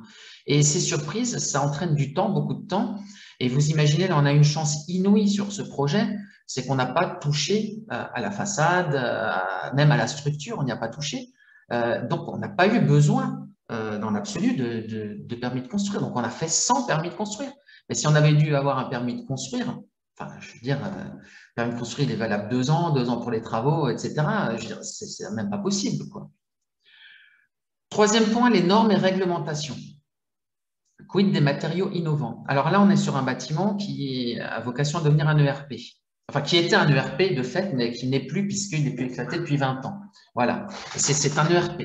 Donc là, les matériaux innovants dans les ERP, je parlais de la laine métisse, hein, Fermacell, c'est super, hein, c'est génial, hein, c'est super. Sauf que, comment voulez-vous utiliser ça quand on vous impose des cloisons coupe-feu? La laine métisse, elle n'est pas certifiée coupe-feu. Voilà, elle n'est pas certifiée. Elle n'est pas certifiée dans un ensemble de composition de parois. Voilà.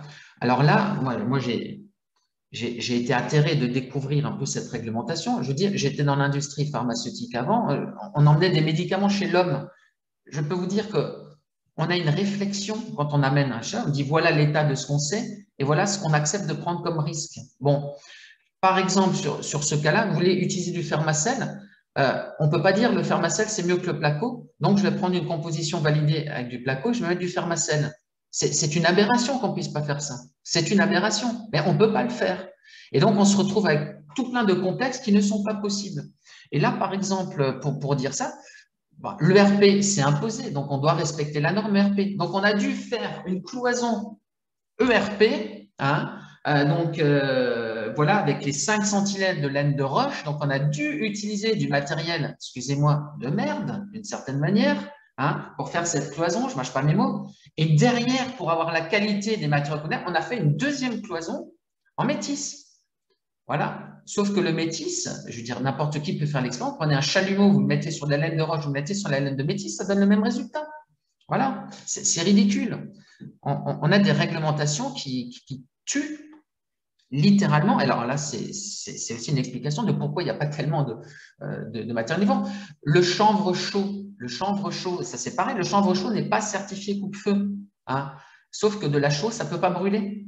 Ça ne peut pas brûler, mais ce n'est pas certifié coupe-feu. Voilà. Donc, si vous voulez faire une cloison coupe-feu en chanvre, bah non, ce n'est pas possible. Ce n'est pas certifié. Voilà. Alors que vous avez un matériau qui ne brûle pas. Hein. Voilà, moi je suis chimiste, vous pouvez toujours essayer de faire brûler de la chaux. Hein. Ça, je vous donne. Voilà. Donc, c'est pour ça que j'ai mis. C'est comme des virus, hein, ces normes et réglementations. Ça empêche vraiment de faire des choses de qualité. En Allemagne, par exemple, on va être beaucoup plus souple. À partir du moment où un certain complexe a été approuvé, quand on va se rapprocher de ce complexe, il va être accepté. Par exemple, je parle notamment du Fermacell, Fermacell Placo. Voilà. Quid des responsabilités, assurance décennale? Alors là, je vais vous prendre un exemple très pratique. Il s'agissait de se poser la question, est-ce qu'on va utiliser des cols, notamment pour le carrelage, sans solvant, hein, des cols biologiques, etc. etc. Bon. Alors là, c'est pareil. Les fabricants, s'ils ne mettent pas de solvant au départ, il ne peut pas y en avoir à la fin. On est d'accord. Voilà. Sauf que pour dire qu'une colle est sans solvant, il faut qu'elle soit certifiée sans solvant. Voilà. Sauf que la certification, ça coûte une fortune. Et là, tous les petites boutiques, entre guillemets, ou petits fabricants indépendants qui font encore ces colles sans solvant, ne peuvent pas certifier leurs produits.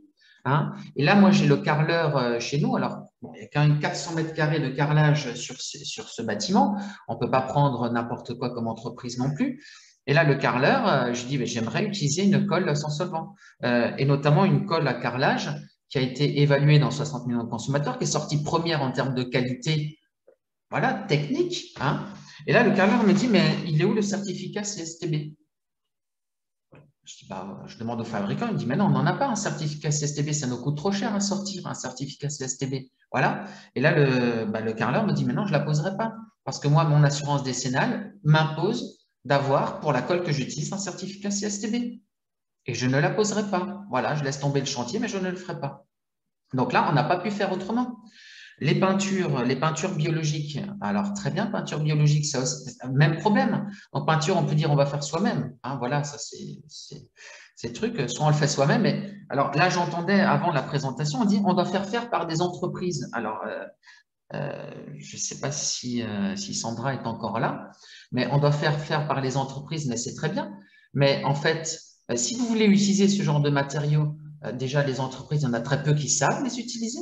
Hein, parce que ça vient plus des particuliers d'utiliser ce genre de matériaux. Mais surtout, quand on dit après les entreprises doivent être certifiées, et les entreprises certifiées n'utilisent que des matériaux certifiés. Donc, voilà, je veux dire, quelque part, c'est le serpent qui se mord la queue, là, hein, quand même. Hein. Voilà.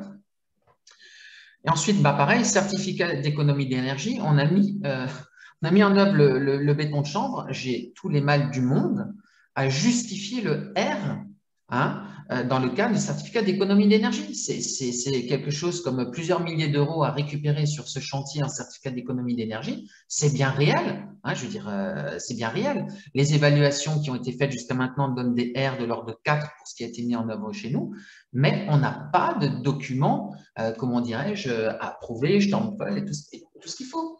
Donc, c'est très, très, très compliqué. Voilà.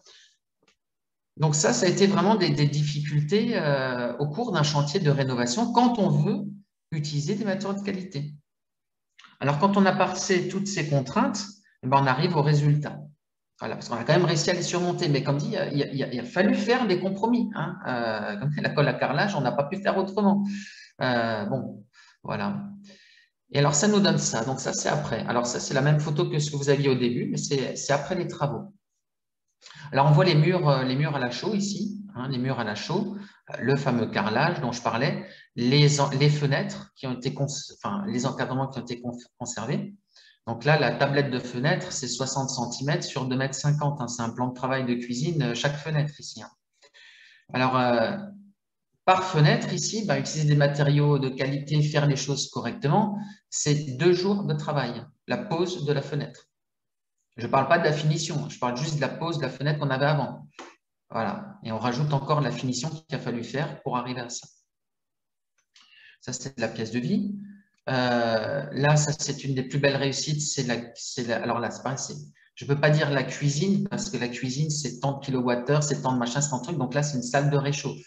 Voilà, c'est la salle de réchauffe de la Golden Mat. Donc, voilà, ça, c'est vraiment la réussite. On a vraiment l'ancien derrière avec les ouvertures et les murs. Le mur ici aussi, qui a été fait aussi à la chaux. Et le moderne de la cuisine. Donc ça, c'est un artisan du Sungo qui nous a fait ça. La chambre. Donc ça, c'est une des chambres avec la vue sur le paysage. Avec les boîtiers. Vous vous souvenez peut-être les boîtiers, la première photo que j'ai montrée avant, c'est exactement à cet endroit-là. Donc, on a le boîtier en bas, le boîtier en haut. Voilà. Donc, tout ça a dû être prévu avant la projection de béton de chambre. Donc, l'épaisseur du béton de chambre, l'épaisseur de l'enduit de redressement, l'épaisseur de l'enduit de finition, où se passe le support ici de l'écran. Voilà. Une grande difficulté a été de faire des choses jolies comme c'est un ERP. C'est très compliqué de faire des choses jolies dans un ERP et encore plus dans la rénovation. Vous voyez ici les dispositifs incendie, etc. Mais vous avez aussi tout le dispositif d'aération. Hein. C'est un micmac à se dire où vont passer les tuyaux. Hein. Quand vous avez une feuille blanche, c'est facile. On commence, on dit le tuyau passe là, la cloison va passer là, etc. Mais là, si vous ne voulez pas perdre la hauteur de mur qu'il y avait au départ, c'était quand même des planchers bois à l'origine. Les tuyaux doivent passer entre les solides. Hein, ils ne peuvent pas passer en dessous ou à côté. Voilà. Donc, c'est des contraintes. Là, c'est des nuits blanches à répétition pour se dire, mais où va passer ce tuyau? Comment va passer ce tuyau? Quand est-ce qu'il va passer le plafond coupe-feu? Hein, à quel moment je dois mettre où je peux mettre ce plafond coupe-feu, etc. Plein de choses. Et quand vous voyez ce mur, alors là, c'est très intéressant, une petite anecdote sur ce mur. Mais les gens qui visitent aujourd'hui ce bâtiment, alors il y a vraiment 2 catégories. Il y a ceux qui n'ont jamais vu ça, qui ont l'habitude de toutes les constructions neuves et qui disent, comment vous allez finir les murs? Oui, comment vous allez les finir? Oui, parce que c'est de l'enduit, hein, c'est pas… Alors la peinture, le projeté, le machin.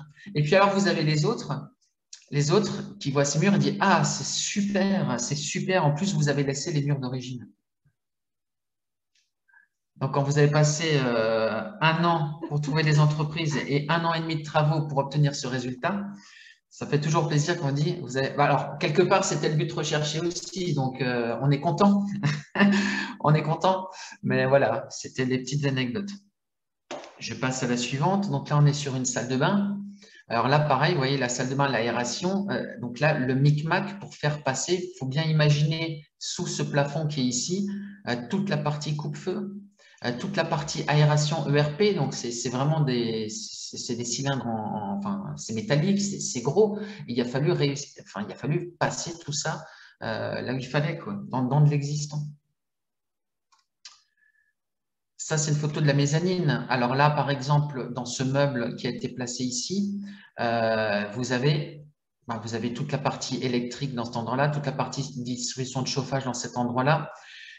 Et surtout, dans tous les meubles, comme ça, tous les placards des chambres, c'est là qu'on a masqué en fait les organes techniques. Donc, dans l'existant, comme dit, c'est pas une page blanche. Il faut vraiment, c'est un jeu de Lego, c'est un véritable puzzle de réussir à faire passer tout sans que ça se voit. Donc là, en fait, vous avez un bâtiment, vous avez toutes les normes ER. Enfin voilà, vous avez les normes sécurité incendie, le petit truc, voilà, le clapet, l'extincteur, la signalisation, mais ça se voit pas trop. Hein, vous n'avez pas une gaine qui passe, vous n'avez pas enfin, des niches horribles, etc. C'était très, très, très compliqué. Alors là, bien sûr, il manque la rampe ERP. Elle n'est pas encore là, elle va arriver sur cette photo. Oui, c'est mieux. Alors là, je ne sais pas s'il y a des bureaux d'études qui sont présents, mais là, vous imaginez cet escalier rénovation en béton, pareil, dans de l'ancien, escalier en béton qui doit reposer sur une structure bois. Voilà, donc là, c'est BET Bourgeat. Je fais la publicité pour ce bureau d'études qui a réussi à nous concevoir, à nous trouver la solution sur comment faire ça. Petite anecdote, un escalier comme ça en rénovation, c'est 1 an et demi de conception-réalisation. Voilà. C'est sûr que dans le neuf, l'escalier préfabriqué, il arrive le soir même, il est posé. Dernier étage. Donc, dernier étage, on voit les poutres anciennes. Voilà, donc ça, évidemment, pour obtenir ça dans du neuf, ça va être compliqué. Donc, les poutres d'origine, les murs d'origine pour certains, voilà. Et puis, les rampants, en fait, isolés avec ce complexe de laine de bois. Le matériau, je ne vais pas parler du sol, mais là, on est sur du linoléum. Hein. Donc, linoléum, pareil, hein, au niveau des propriétés, voilà, des propriétés en termes de qualité de l'air et compagnie, c'est juste extraordinaire, un peu plus fragile. Et puis là, à cet endroit-là, au deuxième étage, quand vous avez des tempêtes horribles, alors là, ce qui est intéressant, c'est que vous avez la partie rénovée et juste à côté, il y a une porte avec la partie non rénovée. Donc, quand on est dans ce bâtiment, pour peu qu'il fasse mauvais dehors, dans la partie non rénovée, enfin, les enfants se cachent, ont peur. Quand on passe la porte et qu'on arrive ici, on n'entend plus rien. On n'entend plus rien. Et ça, c'est vraiment la qualité de l'isolant, cette inertie qui fait aussi comment dire, une isolation phonique importante par rapport à l'extérieur. Voilà. Bon, j'arrive sur ma dernière slide. Alors, merci de m'avoir écouté jusque-là, pour ceux qui sont encore là. Et puis voilà, je suis prêt à répondre aux questions qu'il y aurait éventuellement. Merci beaucoup, Monsieur Capelletto. C'est un projet qui est magnifique, vraiment. Je suis ravie que vous l'ayez présenté aujourd'hui. Il est vraiment super et c'est un travail de fond qui est énorme. Et je suis vraiment ravie pour ceux qui regarderont en replay ou ceux qui nous suivent aujourd'hui. Ils pourront prendre de votre expérience, notamment sur l'utilisation des biosourcés via de la rénovation sur de l'ancien. Merci pour toutes les astuces et le partage de cette expérience parce que voilà, c'est vraiment très, très important. Et voilà, pour l'instant, voilà, il y a une remarque, pas de question. La présentation était très détaillée, c'est peu de le dire. Voilà, si vous avez des commentaires, c'est le moment aussi, parce que franchement, très très beau projet qui est déjà ouvert au public ou pas? Alors, ouvert au public, vous imaginez bien qu'avec le Covid, ça a été compliqué d'ouvrir au Covid. Alors, à savoir qu'on devait ouvrir, et on avait déjà des réservations en septembre l'année dernière, nous n'avons eu droit à aucune aide. Hein. Par exemple, juste pour dire, on ne rentrait pas dans les cases, vous voyez. Donc, non, on peut pas, voilà, on peut pas ouvrir. Donc là, concrètement, on a pris 1 an de retard sur les travaux. Ils sont en train de se terminer ce mois. Donc, alors les travaux, c'est l'extérieur. Hein. Aujourd'hui, c'est l'extérieur qui est en terrassement, etc. Donc, d'ici le 15 juillet, tout est terminé. Donc, effectivement, on est arrivé au bout de cette phase 1. Et là, évidemment, j'ai vu qu'il y avait des gens du tourisme en Alsace. Alors là, tout est bon à prendre pour faire la publicité de ce lieu qui va revivre, effectivement. J'ai mis les coordonnées ici sur cette dernière slide, que ce soit pour des gens qui seraient intéressés par la location de ce lieu. Alors là, il est destiné, j'en ai pas parlé, mais à la location en entier, hein, pour l'instant. Donc, des mariages, des événements d'entreprise, voilà. Et puis voilà, oui, on attend avec impatience de pouvoir ouvrir et présenter ça à nos hôtes. Vous avez quelle capacité d'accueil? Alors, la capacité d'accueil dans cette première phase, alors là, c'est prévu jusqu'à 30 personnes. Hein, c'est prévu sur place, couchage. Sauf que pour atteindre ces 30 personnes, il va falloir quand même passer les fameuses commissions, etc. Donc ça va être en cours. Pour l'instant, c'est limité voilà, c'est limité. En tout cas, ce que vous avez vu, c'est une capacité aujourd'hui de 30 personnes et dans la phase 2 du projet, on arrivera au double. Je crois qu'il n'y a pas d'autres questions. Est-il possible de récupérer votre présentation à tous les deux?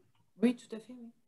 Oui, oui. Est-ce que c'est bon ou pas, Monsieur Ben, Capelletto? moi, je l'ai déjà envoyé par mail. Oui, mais pour qu'on la garde. Oui, vous pouvez la garder, il n'y a pas de Voilà, problème. qu'on la diffuse. Super, merci. Ouais, ouais. Katharina, peut-être veux-tu faire un mot sur ce projet qui, je sais, te plaisait beaucoup? Ah oui, je l'ai visité et surtout quand c'était en phase de projection de béton de chambre et c'était bien fascinant, hein, je dois avouer, vraiment chouette. Et ouais, et j'ai hâte de voir comment c'est fini. Et Bruno, est-ce que tu as envie de dire un mot sur la phase 2 et sur le projet le projet extérieur ou pas trop pour le moment? Alors, le projet extérieur, c'est plus qu'un projet, puisque comme dit, dans un mois, c'est terminé. Donc, l'extérieur, en fait, c'est un chapiteau en dur sur l'arrière du bâtiment de 180 mètres carrés. Bah, parce qu'en fait, donc, on a la terrasse panoramique, on n'a pas trop, ouais, vous avez vu les premières photos, qui fait déjà elle toute seule 300 quasiment mètres carrés, donc qui permet d'accueillir des fêtes, enfin beaucoup de monde. Hein. Oui, la capacité d'accueil en journée, c'est 100-150 personnes. Hein. C'est pas, voilà, je disais avant, en journée, c'est plutôt ça. Mais donc cette terrasse qui est très bien, sauf qu'on est en montagne, il faut quand même avoir une solution de repli. Hein. Et alors là, c'est intéressant aussi parce que le fait de la durée comme ça, au départ, on avait beaucoup d'idées sur cette terrasse, par exemple, de la couvrir comment dire, enfin de la protéger de la pluie ou des choses comme ça. Ça s'est avéré juste impossible. Et ça, on a pu s'en rendre compte qu'au bout de 2-3 hivers qu'on a pu passer sur place ou quand il y a du mauvais temps, je veux dire, la porte d'entrée, par exemple, on ne pouvait pas la fermer. Hein, il a fallu être à 2 pour la pousser et la fermer. Donc, vous pouvez mettre ce que vous voulez sur la terrasse. C'est pas possible. Allez, j'ai juste un truc que je vais faire. Donc, la partie extérieure, oui, c'est ces terrasses, en fait, qui vont être faites, c'est-à-dire simplement finir la partie extérieure. La phase 2, alors, bien sûr, phase 2, phase 3 du projet, vous imaginez bien que quand on s'est embarqué là-dedans, on ne s'imaginait pas que ça allait durer 8 ans quand même. Hein, ça a été 2 ans et demi pour l'acheter, là où ça devait faire normalement 3 mois. Donc, ça a été 2 ans et demi. Et puis ensuite, les travaux, là où on s'attendait typiquement à 2-3 ans, là, on en est à 6 ans de travaux, quoi. Donc, on ne s'attendait pas à ça. Aujourd'hui, c'est quand même un bâtiment, vu la taille, etc. Ce n'est pas ma maison de vacances, hein, donc c'est un bâtiment à vocation commerciale. Il faut aujourd'hui qu'on rentabilise ce qui a été fait. Et c'est seulement en fonction de ça qu'on va pouvoir faire déjà les 2 autres phases. Donc, de toute façon, il n'y a rien qui sera fait dans les 2 années qui viennent, puisqu'il faut qu'on arrive à exploiter ce bâtiment et regarder ce qu'il en sort. Hein. Là aussi, c'est la façon de faire qui fonctionne. Souvent, il y a la tendance en France de dire, voilà, c'est quoi le projet? C'est ça, c'est un truc immense. Et ensuite, on cherche des financements. Mais dans la réalité, moi, j'ai fait plusieurs entreprises et mon épouse qui est expert comptable a beaucoup plus l'habitude encore. Ce qui marche, c'est d'avancer pas à pas. Donc là, la première phase est cohérente. La deuxième phase, pour en dire un mot, c'est simplement une extension de la première. C'est une extension de la première, je le disais, en capacité d'accueil, en salle en bas, et aussi avec une extension un peu plus wellness sur une terrasse au-dessus qui fait 180 mètres carrés. Donc, ça restera dans le même concept, quelque chose de complètement alloué en entier. Et la phase 3 du projet, c'est la reconversion de cet établissement en ce qu'il a toujours été, un hôtel-restaurant. Voilà, ça, on l'envisage en dernière phase. Mais ce qui n'est juste pas possible d'un point de vue… c'était juste impossible d'un point de vue financier au départ. Quand on cherche un schéma économique cohérent, ce n'était pas possible. Hein, c'est depuis le départ un hôtel à cet endroit-là. Mais aujourd'hui, et là je le dis très clairement, c'est la réglementation interdit quasiment de remettre un hôtel là où il y a eu un hôtel pendant 100 ans, quoi. C'est juste pas possible. Et d'autant moins possible dans la rénovation. Donc, effectivement, il faut qu'on… Alors, pourquoi c'est pas possible? Simplement à cause des financements ou des financeurs, plus exactement, qui ne suivront jamais le projet, quoi. Voilà. Donc là, on a eu de la chance d'avoir des financeurs qui n'ont… Enfin bon, on avait aussi ce qu'il fallait, mais des financeurs qui nous suivent encore aujourd'hui, quoi. Voilà. Merci. Merci. Alors moi, si j'ai juste un petit message à passer à titre personnel, là, on a vraiment un exemple de réalisation. On a encore aujourd'hui le avant-après, puisqu'il y a la moitié du bâtiment qui est encore dans l'état d'avant et l'après. Donc, pour les gens qui veulent voir ce qu'il est possible de faire, parce que c'est insupportable d'entendre on ne peut rien faire, il faut tout raser. Je pense notamment à un bâtiment qui est le Grand Hôtel du Marstein, hein, pour ceux qui connaissent, qui est voilà, qui a vraiment tout le potentiel, et ça fait des dizaines d'années que personne ne sait quoi en faire, que d'études en études, il ne se passe rien. Voilà, là on a l'expérience, on sait comment ça marche, on sait ce qu'il faut faire, et si c'est possible, c'est tout à fait possible. Voilà. Pour ceux qui souhaitent. Voilà. Ils ont mes coordonnées, ils peuvent me contacter. La persévérance aussi. Pardon? Ah oui. Ce que je retiens de votre présentation, c'est un projet absolument magnifique. Il faut de la persévérance. Un peu plus fort, Sandra. Je disais que ce que je retiens de votre présentation, c'est un projet absolument magnifique. Par contre, il faut de la persévérance pour lever tous les verrous, tous les obstacles que vous avez rencontrés. C'est sûr.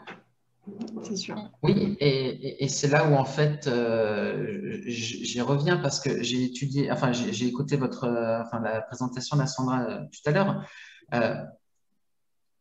parce qu'on a aussi fait ces dossiers de subvention, etc. Donc là, ça mériterait qu'on échange un petit peu plus là-dessus. Mais quand on parle de certifié écolabel, certifié machin, certifié truc, certifié machin, certifié truc, là, déjà rien que de respecter la réglementation en vigueur, c'est ça qui nous a tué du temps, de l'énergie et énormément d'argent, et pour des choses qui n'avaient pas lieu d'être. Je le dis très sincèrement. Vous allez venir sur ce site, à cet endroit-là, il n'y a pas besoin de faire un dossier de 50 pages. C'est une évidence. D'ailleurs, Katharina, qui est venue sur place, aujourd'hui, elle ne jure que par ce projet, etc. Un exemple tout bête, hein, je ne sais pas si on peut en parler de ce concours Envirobat, hein, voilà. Mais un exemple tout bête, ce projet, cette année, n'a pas été retenu parce qu'il a été devancé par des projets neufs. Mais évidemment, évidemment, mais entre un bâtiment comme ça, qui est une verrue, c'était une verrue sur la montagne, hein, c'était vraiment une verrue, les gens qui passaient à côté. C'est une ruine qu'on a, voilà. Donc, réhabiliter une ruine, hein, ou construire un bâtiment neuf juste à côté, qu'est-ce qu'il y a de préférable? Voilà. Et bien pourtant, quand on suit, je suis désolé, hein, mais quand on suit vos prérequis, vos machins, enfin tous les trucs que nous pondent en permanence nos administratifs et bureaucrates, mais quand on suit tout ça, et ben on en arrive à des aberrations. On en arrive à, on peut mettre que de la laine de verre. Hein, on en arrive à ça. On en arrive à, il faut construire du neuf parce que sinon ce ne sera pas rentable. Et puis les bâtiments comme ça, on les laisse crever. Hein, voilà, c'est vraiment dommage parce que là, évidemment, je suis convaincu parce que vous dites qu'il faut de la persévérance, mais évidemment, mais quand on arrive à la fin, alors là, c'est très marrant, c'est très amusant aussi parce qu'aujourd'hui, qu'on est là, les gens qui visitent disent « Waouh, vous avez de la chance !» Voilà, vous avez de la chance. Alors je dis « Non, monsieur, non, on n'a pas de la chance. » Voilà, on a saisi une opportunité et on a beaucoup travaillé. Mais ce n'est pas de la chance. Hein. Non, mais effectivement, aujourd'hui, quand on regarde ça, c'est impressionnant. Les entreprises, parce qu'il y a des entreprises qui sont venues et qui ont participé ici, au début, quand je les interrogeais, je dis alors, qu'est-ce qu'ils ont pensé? Ça vous intéresse un projet comme ça? Ah non, mais vous êtes complètement fou. Vous êtes complètement fou. Même moi, à titre personnel, jamais je ferais ça. des entreprises, voilà, des chefs d'entreprise du bâtiment qui ont pignon sur rue. Et non, mais un truc comme ça, jamais je ferai. Voilà. C'est là aussi qu'il faut, j'ai envie de dire, il faut peut-être calmer aussi les ardeurs. Enfin, il faut faire la part des choses entre les exigences des institutionnels, notamment pour les dossiers de subvention et pour toutes ces choses-là, hein, et quelque part bien comprendre dans quoi s'engagent les porteurs de projets. Là, je pense que le but premier, c'était de sauver ce bâtiment de la ruine. C'est fait. On l'a atteint. Hein. Maintenant, ça va être de savoir est-ce que c'est rentable, est-ce qu'on va pouvoir le garder. Voilà. Mais le précédent propriétaire juste avant nous est ruiné. Ruiné. Hein, je le dis très clairement. Ce monsieur est arrivé. Il a commencé par faire ce permis de construire, ce machin, enfin toutes ces choses-là. Il voulait faire des extensions, comme il a été incité à le faire d'ailleurs par les administrations. L'aventure a duré 6 mois, il est ruiné. Voilà, il est ruiné. Les financeurs n'ont plus suivi, il s'est retrouvé bloqué, ruiné. Donc, c'est pas anodin quand même, hein, ce genre de choses. Donc là, effectivement, on a une histoire qui, j'espère, va très bien se terminer. En tout cas, le premier objectif d'avoir sauvé un bâtiment est rempli. Maintenant, aujourd'hui, il plaît, donc je pense qu'on aura la clientèle. Il faut juste qu'on arrête avec les restrictions Covid et compagnie, hein, pour que les gens puissent venir et passer des bons moments en famille. Mais c'est quand même, c'est pas anodin du tout. Hein, je veux dire, il faut faire attention. Et aussi, il n'y a que les porteurs de projets qui font ça. Moi, je le vois dans ce que j'ai vécu, franchement. Quand j'écoute les présentations des gens de très bonne volonté, hein, mais à vouloir accompagner les gens, etc., il faut bien comprendre déjà tous les freins qui sont en place de la part des administrations. Et il faudrait commencer par enlever ça. Hein. Il faudrait commencer par enlever ces freins plutôt qu'autre chose, quoi. Voilà, ça, c'est un petit peu le mot un petit peu l'appel que je lance. Tout à fait. Et j'espère que ceux qui visionneront cette vidéo en auront conscience, parce que c'est vraiment problématique et ça freine énormément de très très beaux projets qui auraient pu être. Heureusement, il y en a des persévérants. Vous en êtes un bon exemple, mais on pourrait faire encore plus de projets de cette envergure et de cette valeur. Je vous remercie, Monsieur Capelletto. Je remercie aussi Sandra Delaverny. Je vous propose de s'arrêter là puisqu'il n'y a pas d'autres questions et que voilà, on a déjà enchaîné pas mal cet après-midi avec 2 conférences. Voilà, je vous remercie beaucoup encore pour votre patience et puis pour votre participation. J'espère que nous aurons l'occasion de travailler ensemble de nouveau. Voilà, si vous ne savez pas encore, réservez votre date pour aller voir Golden Mass. Voilà, vous avez les coordonnées de notre contact, Monsieur Capelletto.